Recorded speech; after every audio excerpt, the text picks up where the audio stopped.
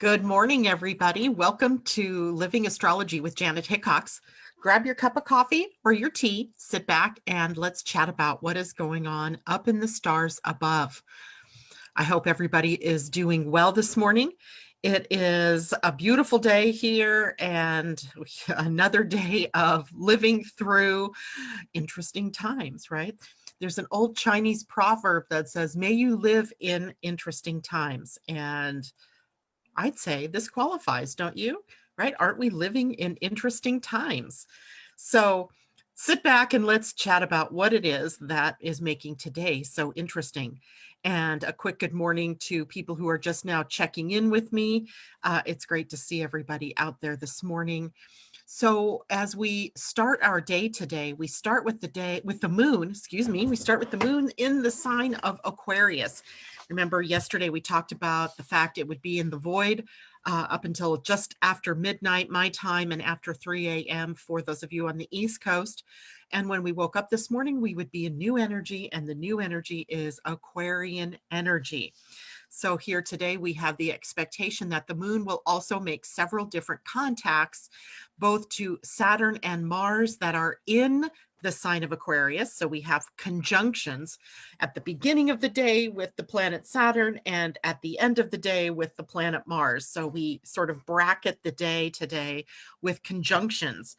But in between time, sandwiched in between those two conjunctions, is a square to Uranus, a sextile to Mercury, and a trine to Venus. So when I was looking at the day, because usually that's how I start my morning, I sit back and I start to look at all of the different transits for the day. I noted that in my calendar, it showed today as a red day. And I was like, what does that mean? In fact, every Wednesday just about of this month is a red day, and Thursdays are also predominantly red. So I was thinking, I wonder what that means. Well, then I start to pull it all together and I see that this is a day where it feels jagged. It feels a little bit jagged to me today, and that we may have some ups and downs throughout the day. For instance, people are starting to get money into their accounts. My daughter called me this morning and she's already gotten her stimulus money. My husband got his unemployment money today, and I was like, wow, that's startling because I thought it was going to take more time. So we may be surprised today by some of the things that are going on, and some followed later maybe by things that aren't so surprising in a good way. There could be that feel today that things are moving in an unpredictable sort of manner. So we have to be careful with that because it can make us emotionally in a tizzy. It can set us up for issues to happen, through emotional expression. And we want to be aware of what that can mean for us. So especially because one of the transits today is a square to the planet Uranus, and Uranus is one of the co-rulers of the moon's placement in Aquarius. So we already have this connection to surprises, to upsets, or to revelations, to awakening energy. So again, it's just about being prepared, right? We just want to be prepared for everything that may happen in the day today. Good morning, Debbie Tibbetts Tumiel. She says, lots cooler here this morning. I didn't realize you'd been having hot weather. It's funny because I haven't even checked the weather. Other than I look outside and I see the sun and I go, oh, okay, it's going to be a nice day. It's just too many other things occupying my space, but I'm really glad if you've been having heat that it's getting cooler. Good morning, a new person here, Gamba, and we appreciate you joining us this morning. Good to see you. And Mimi, great to see you, and everyone else out there who hasn't yet checked in. Good morning to you as well. So I thought then we could take a little bit of a look today at what it means, what the sign of Aquarius means. So I'm really starting to take everybody, because most of you have been with me for the 4 years that I've been doing these shows. And so I really am wanting to take you a little bit deeper into what the meaning is of the signs, of the planets, of the conjunctions, etc., that they make. So, and if you're new, I apologize because most of the people have been with me for a while, but there's so much you could learn. Just take some notes, make sure you ask questions if you have them. I check back frequently to Facebook here to check for questions. Good morning, Suzanne. It's great to see you. We don't get to see you very often. It's nice to have you with us this morning. So let's dig in a little bit to Aquarian energy, though. And what does that mean? This is going to be in general terms, not just that the fact the moon is moving through there, although that's the stimulus for me having to do this, right? To look at it because the moon is there. And Aquarius, as you know, is a sign that we've all been looking a lot at because the fact Saturn moved into Aquarius at the end of March, followed by the next day or so, Mars moved into Aquarius. And then they had their epic meet up at the very beginning of April. And so we have been since then looking at more dynamic Aquarian energy making its presence felt here on the planet. Now we know Saturn has a 3-year transit or 2.5 to 3-year transit in a sign. So it spent about 2.5 years already in Capricorn. And its move now into Aquarius is sort of epic because it's been a while since it's been into this sign. It takes almost 30 years for Saturn to make its move all the way around the zodiac. So that's new.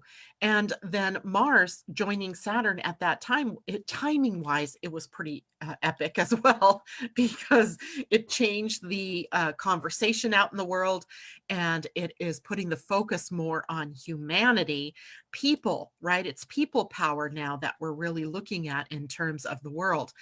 And it may not be apparent yet, but everything that has been happening on this planet with the virus, with governments and their economies, is all in service to the greater good of the human, right? Of the human. And human meaning all of us as people, and how we treat one another, how we care for one another, and how we view governments in relationship to us as people. Government is so Capricorn, right? That's so last Saturn transit. Now we're moving on to the people aspect, and it's people power and power to the people. That'll start to be an epic sort of mantra we begin to hear over the next couple of years. So it really does behoove us to learn about what does Aquarius stand for. Beyond that, of course, we know that we are moving into the age of Aquarius, which is a whole nother conversation.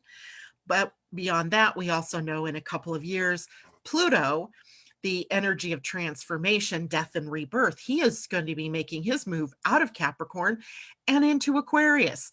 So we can see this is piling up. So let's see if we can dig into Aquarian energy and really see if we can understand it. And I, by the by, also know that each one of you has Aquarius somewhere in your chart. So in one of the houses, or maybe two, depending on how the houses shake out in your chart, you have Aquarian energy. I think what I'll do really quickly here, I'm just going to share the screen of the chart for today. Probably should pull it up first. There we go. And that way you guys can see what Aquarius looks like. So if you have your own personal chart in front of you, which you should, and if you are new, you can go to my website at www.living-astrology.com and request your free chart. And it'll be your natal chart, so you have it in front of you when we have these chats. So right here, if you're seeing the chart, you're looking at what the symbol is for the sign of Aquarius. It looks like the little water, like waves on the water. And you can see in this particular chart, if this were a chart of a person, but it's really just a chart of the moment. I drew up the chart this morning. You could see that it would be overlapping the 10th house of career and profession and the 11th house of friends and groups and our bigger visions or dreams, which actually happens to be an Aquarian ruled house. So in your own chart, it might look like this, where it's overlapping two different houses. For some of you, it may be all in one house. It just depends on your personalized chart. So as we look at that, then we can see that we have the sign of Aquarius, and every conversation that we're going to have right now about Aquarius is going to play out in this person's 10th house and 11th house. So affecting the work they do, and then also who they do that work with, and what kind of money in some ways that comes in from the work that they do.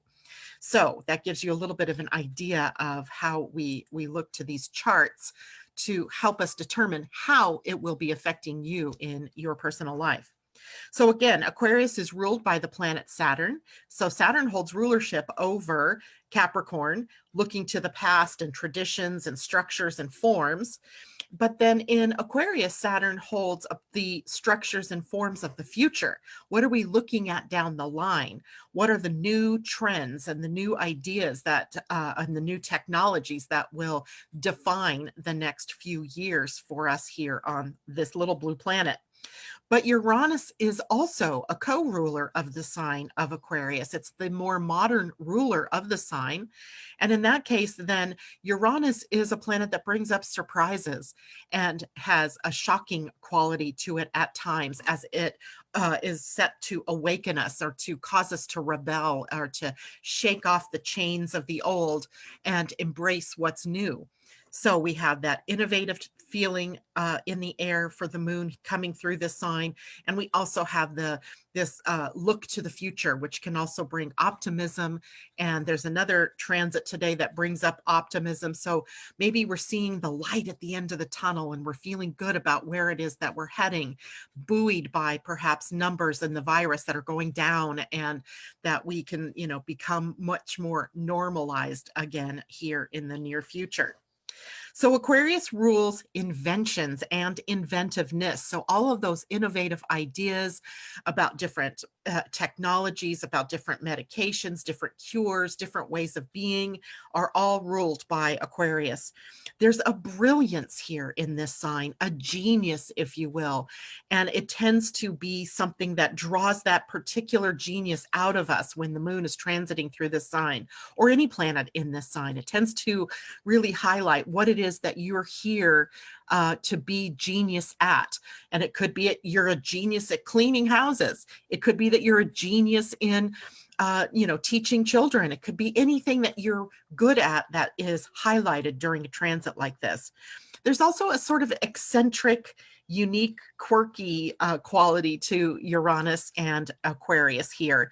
And things are different, right? One of my favorite all-time pictures is a picture of a giraffe with his neck kind of kinked and kind of turned upside down. So he's seeing the world in a new way.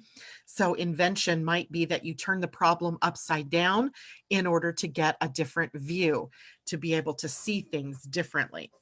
And in that, we find a new understanding about how things work.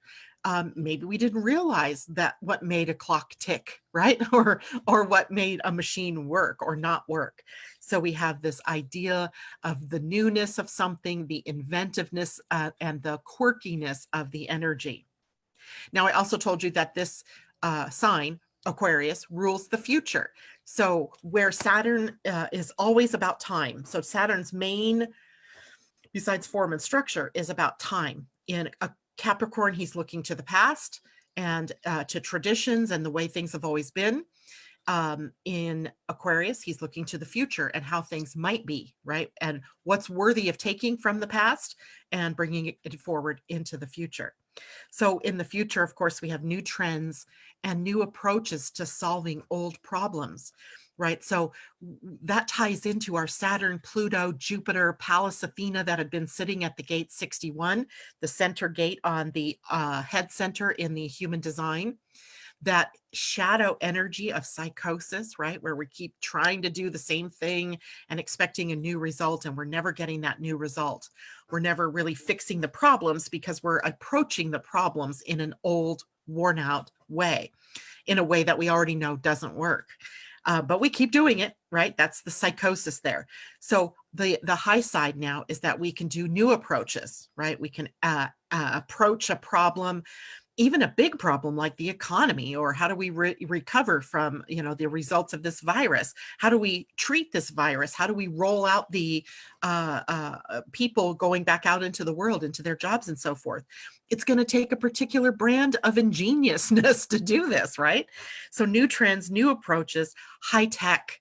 High tech is also favored under a transit of Aquarius. If you're looking out into the news today, tomorrow, and maybe even into, today, tomorrow, and into Friday, there may be new things that you're hearing about, new technologies or new ways of treating old diseases, things like that. We're looking for the new. This is also a time for long-range goals right? The goals that are well beyond this 5 month, 6 month mark, and well beyond that 1 year mark, right? Right now, I think we have an opportunity to look way down the future, right? What do we do the next time there's a pandemic, or the next time the economy begins to a downturn? How can we approach it differently? And interestingly enough, in Aquarius, which its opposing sign is Leo, Leo rules the heart, right? Everything to do with the heart and being heart-centeredness, living from the heart. So in the sign of Aquarius, we also have the energy then of following your heart, right? Leo energy stimulates the desire, and Aquarius takes it and acts upon that. So we're following our hearts. You're going to see that come up again today in the Pleiadian-Earth energy. Aquarius is also a humanitarian sign because of its focus on people power, right? Aquarian energy is really involved with people or with humanity, right? It's about humanity. And in humanitarianistic ways, then we're looking for win-win, right? We don't want win-lose, right? We don't want to have lose-lose or lose-win. We want win-win. We want for the most number of people to benefit, if not all, right? If we can get all people to benefit, even better. But we want to be able to play to what serves the greater number of people or greatest number of people in a planet, in a country, in a state, or in a group, or in a community. It's serving the greatest number of people. So being interested then in how all of the dynamics, what our choices are, and how that affects everyone else. So many times, we can do things and we think it's going to be good for the short term. We think it's going to be the beneficial thing for the long haul, but it really doesn't end up being that way. So we have to look at things with different eyes. We have to operate and live from a greater worldview. We can't have this narrow view anymore, right? That's so old stuff. We can't have that worldview. We have to enlarge our worldview to embrace all of humanity, because all of humanity is sitting on this very finite blue planet, right? So how do we handle the bigger problems that are apparent in our world and do what is best for the good of all, including the Mother Earth, right? We don't want to forget her in that equation. Because Uranus is a part of the rulership of Aquarius, we also get revelation energy, the excitement of something new, the excitement of that aha or that epiphany, that thing that happens, that solution. Then when you wake up in the morning and you're like, wow, I didn't think of that before, and it solves a huge problem. The surprises, right? The way the world can surprise you, the way that your relationships can surprise you, the way that your work that you do can surprise you, the ideas that occur to you that surprise you. And then, of course, freedom, the freedom to choose, the freedom, which is going to be another buzzword here that we're going to hear this morning, choice. The freedom that you have isn't just to do whatever in the frick you want to. It's about the freedom to choose how you're going to respond to the world, how you're going to respond to the people in your world, and what's in the highest and best for all, not just you. So that'll be an interesting exercise, I think, for all of us as we're moving forward here. And of course, revitalizing experiences, things that give you renewed hope, that give you renewed optimism, that restore your faith maybe in humanity, or that the world isn't imploding and exploding at the same time. I'm not sure how that happens, but it can happen. I'm sure of it. And that this too shall pass, right? So we feel revitalized by that. Now, there's also the big picture, right? Aquarius is a more futuristic sign. And because of that, it's taking a look at the big picture, even though we usually attribute that to Jupiter's territory. There's something about the objectivity of looking down the future, or being, stepping back to see what's really going on here instead of what our narrow tunnel vision wants to see, right? And so stepping back and seeing things from that bigger perspective, and then seeking more knowledge, more clarity around what it is that we are seeking or what we need to see. And in that spirit of seeking are all of the divinatory tools that we have: astrology, human design, oracle cards, tarot, numerology, I Ching, and whatever other forms of divination are out there. They're ruled by the sign of Aquarius. And of course, humor is the great equalizer, right? We can make people laugh, and we all laugh, right? We have a good time. And manifesting dreams is also a part of the experience in the big picture aspect of Aquarian energy. And of course, friends and friendships, networking, drawing those lines from me to you to someone else, and how we're all that 6 degrees of separation thing, right? That we're all related to Kevin Bacon through 6 degrees of separation. And how as a human family, we are all interconnected, and that's through the collective unconscious, right? Even though we don't believe we are, well, I believe we are connected through invisible wavelengths of energies to all of the human race. I would say through all life forms even, but Aquarius energy is more specific to humanity. And it also rules platonic love. So the love that we feel for one another that isn't sexual or erotic or has anything to do with marriage or those kinds of bonds. It's the love that we have for each other in that bigger way. I want to say this, it's a little less personal. But platonic love, right, is ruled by Aquarian energy. Now, of course, in any sign, it has its little Achilles heel, and it has the things that we need to watch out for. And of course, we have to watch out for a few things in Aquarius as well. One of the things is cold aloofness. There is that part of Aquarians that you may have noticed if you have Aquarians in your life, where they kind of step back and they don't engage. They don't engage maybe in the dramas even. They just sort of stand back. And people can sometimes think that they're cold because they're not reacting emotionally to something that is making everybody else cry or angry. They tend to be a little bit more dispassionate and step back. And that can be viewed as aloofness. So one thing you want to watch for in whatever area of your life this is happening is that you don't get so objective that you've lost your feelings, right? Or you've lost your emotional connection to that subject, whatever that is. And there's a fear of involvement in Aquarius. They step back so far sometimes, they don't go all in, right? And we talk about that in human design as commitment, the gate of commitment, gate 29. And so there's a need to make sure that you don't have to get involved and be the center of the attention. That's more the Leo domain. But getting involved as a member of the group or community, state, or whatever it is, so that you are adding your talents and your gifts to the group and not holding them back from the group. And of course, erratic or shocking behavior. That's an Aquarian trait. That always reminds me of gate 51, the gate of shock, where you can be shocked or be doing the shocking. And of course, Aquarians love to do that. And being inflexible in your opinions.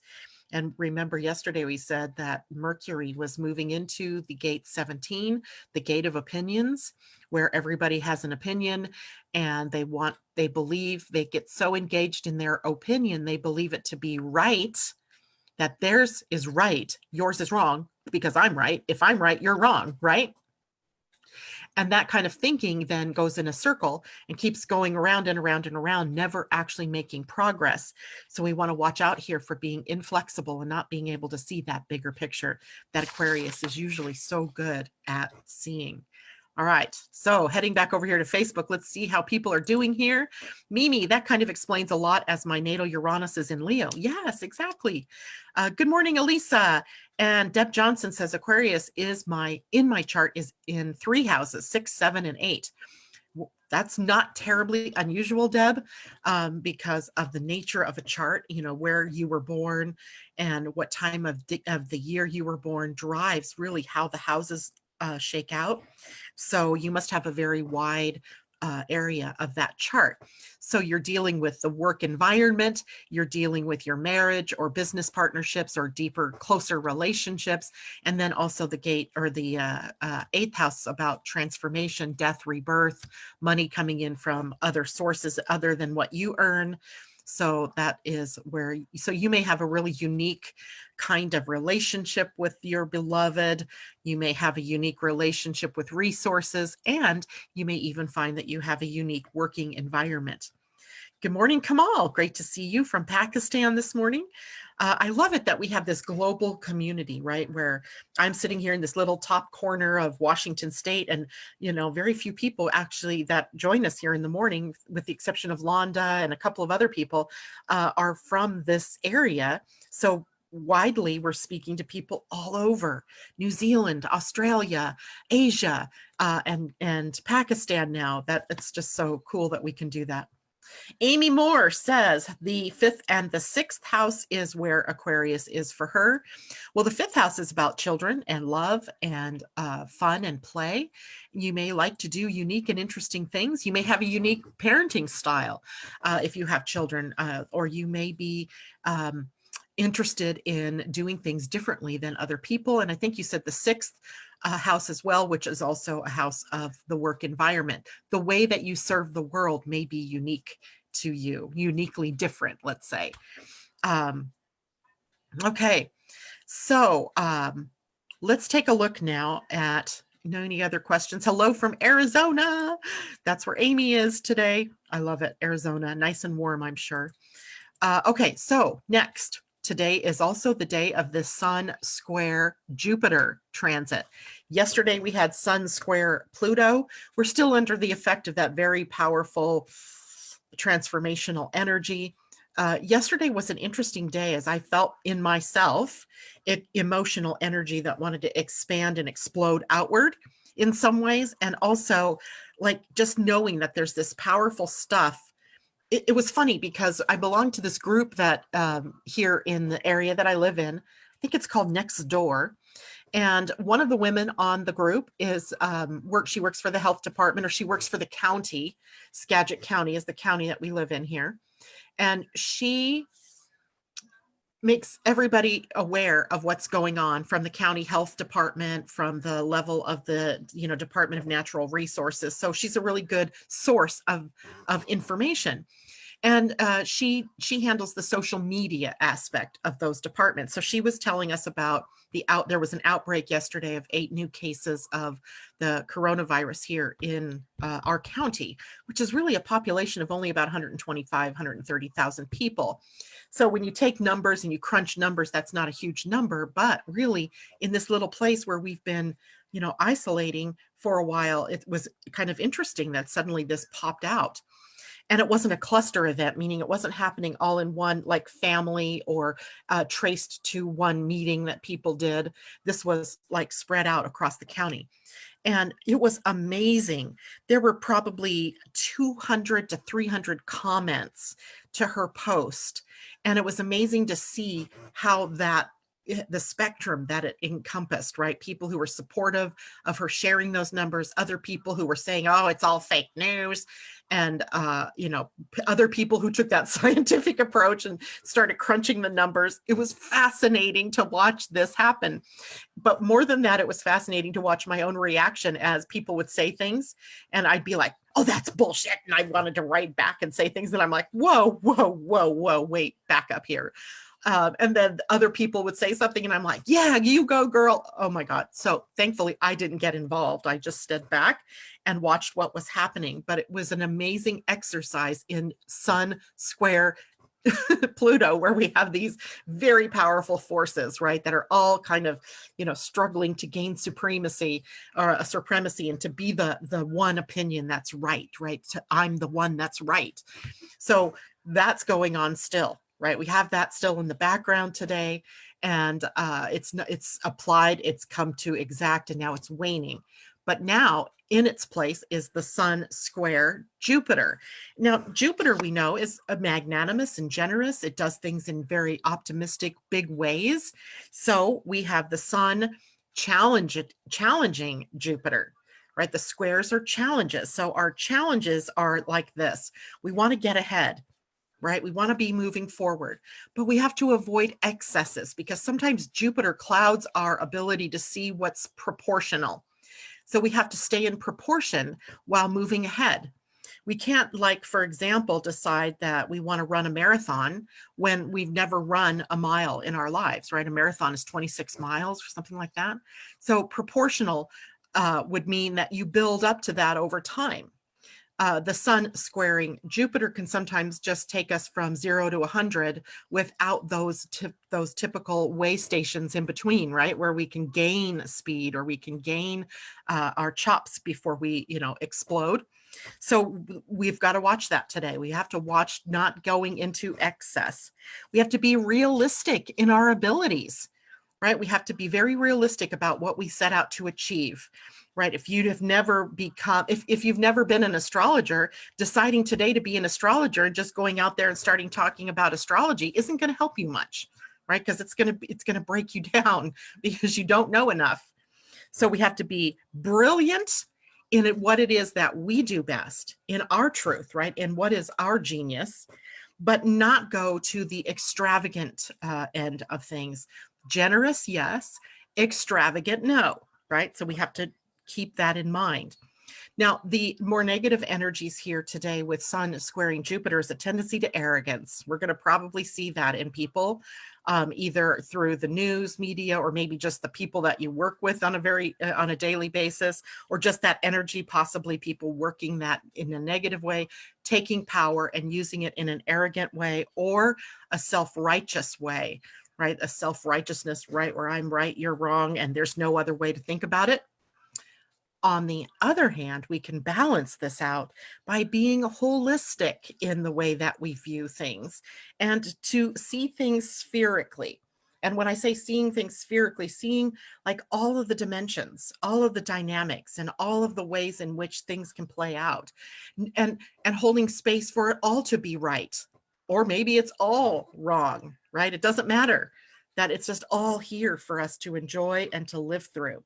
So using this energy in a good way, holding that optimism, seeing a brighter future, but knowing that there probably are still some obstacles, some things that are going to come up and challenge us along that way. So that's a good one, but just don't overdo things. Venus is also applying pressure today to Pluto in what we call a sesquiquadrate. It's a long word. It just means it's a 135-degree relationship.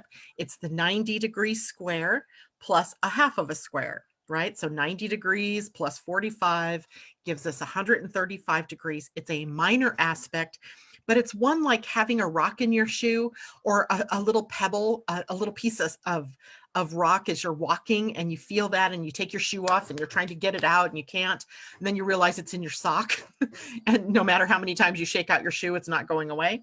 So that's what Venus and Pluto in this dynamic are today. It's about I think our fears are triggered a bit today, and our fears of loss, right? What are we losing?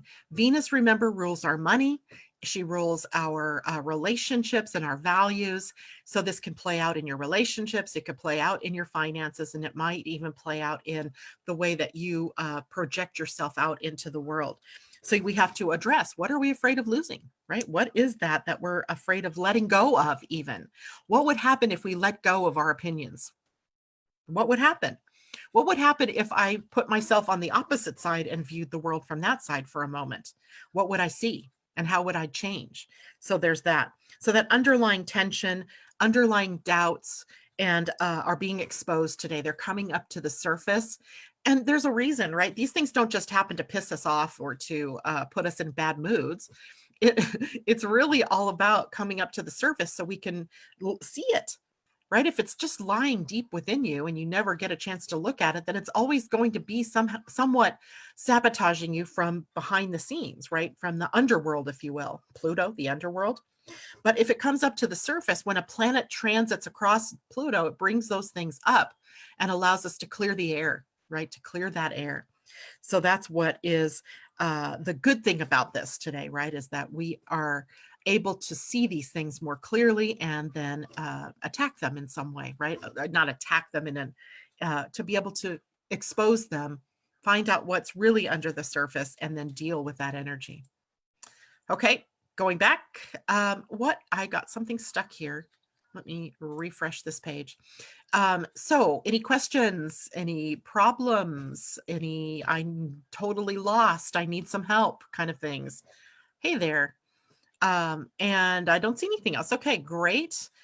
Let's move on to the Pleiadian-Earth energy of the day. We have some time here. Today's energy is 11 choosing. And 11 choosing energy, 11 remembers the light, illumination. It is that very like big spotlight that's the energy of the aha, right? The energy of, or awareness energy, the seeing the bigger picture or seeing through the illusion into reality. Right? That's illumination. It strips away those illusions, kind of clearing away that Neptune spider web or fog so that we can see truth, the capital T truth, right? Not our opinion truth, but the capital T truth, the real truth. We can become very aware of the unseen realm, the unseen guides and helpers that are here, the angels, if you will, or the spirit guides that are here to help us, or the unseen web of life, if you will, right? What I call the morphogenetic fields, what some people call the ley lines or the grids that hold the planet together. So we're able to see through some of that illusion on a day like today. We get to gain perspective. When we get to see into something or see through something, we gain perspective into that larger truth, into the larger unifying principle of the universe. And then we get to free ourselves, right? We can free ourselves up. Shining the light frees you from the old paradigm.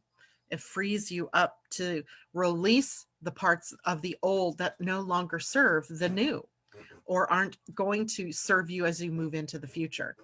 So then that brings up the power of choice, because today is choosing, 11 choosing.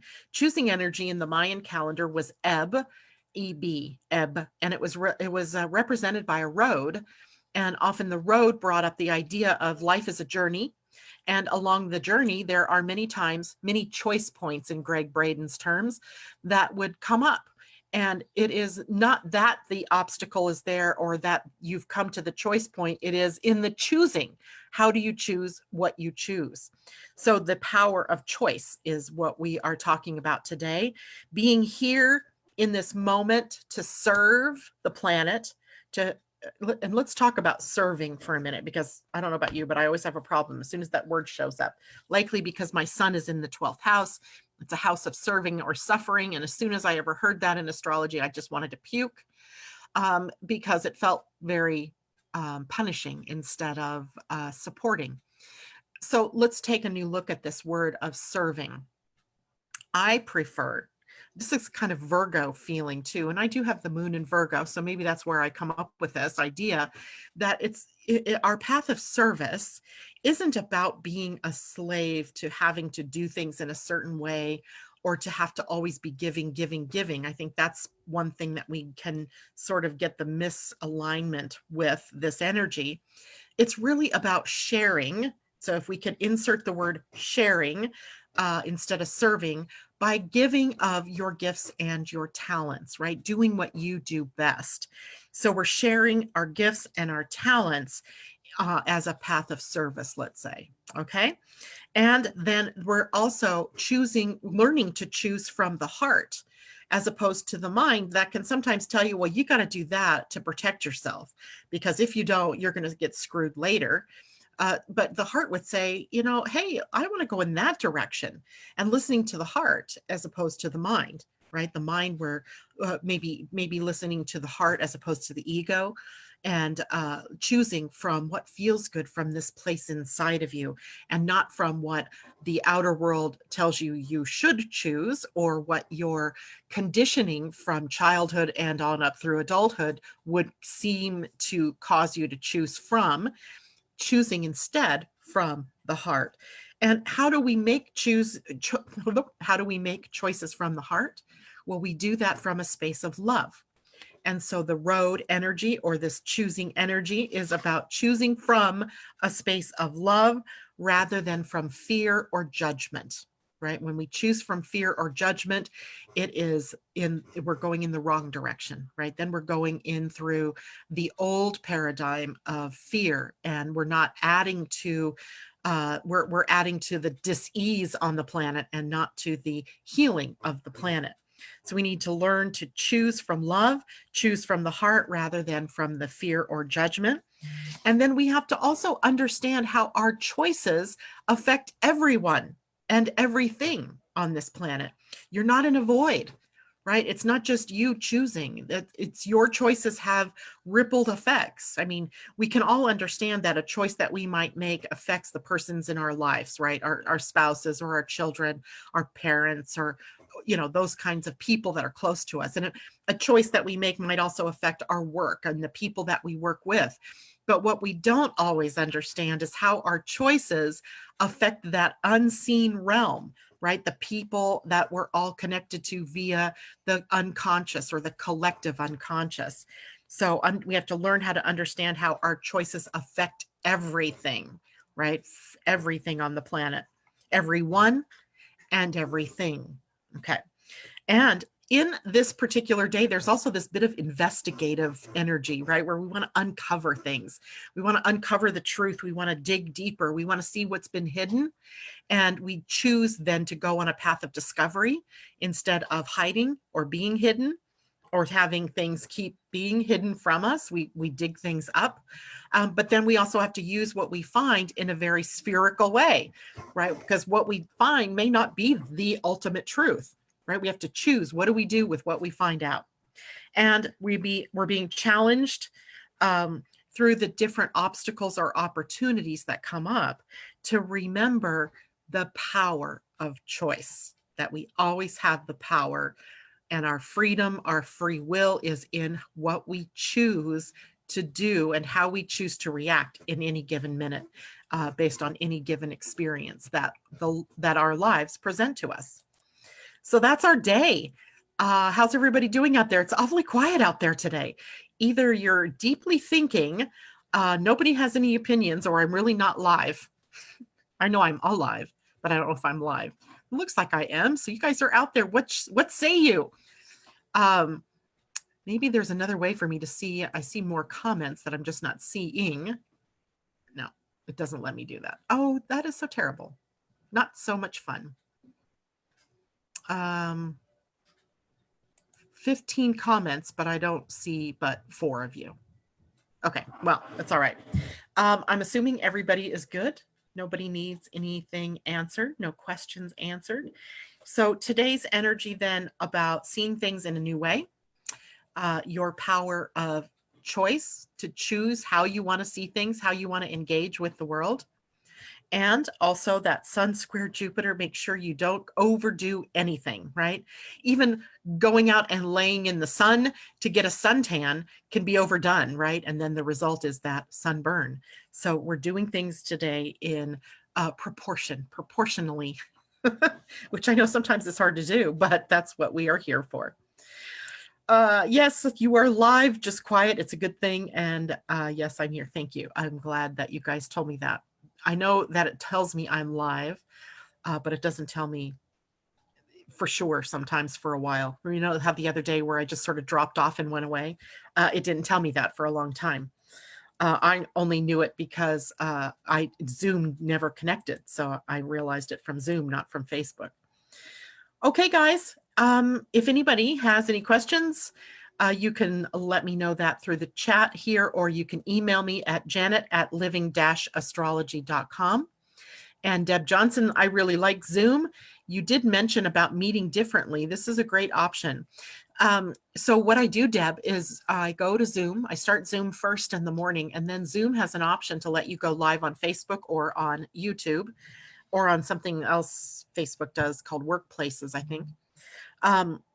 And so I just go into Zoom and then broadcast to Facebook.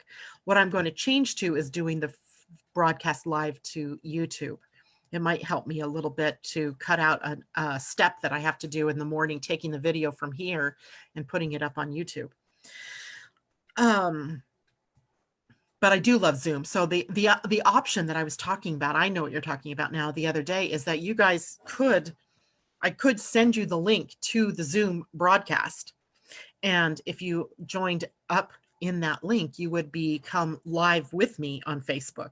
So we would all see one another and be able to talk to one another in a group meeting that was also simultaneously being broadcast to Zoom. It's how Annette McCoy and I do the radio show once a month from Australia. We go into Zoom. She broadcasts that live to her Facebook page, but we're in an interview situation where we're talking with one another about what's going on in the stars. So many great things technology can bring to us. And sometimes it's also a challenge because it decides not to work when we need it the most. But we do that. So,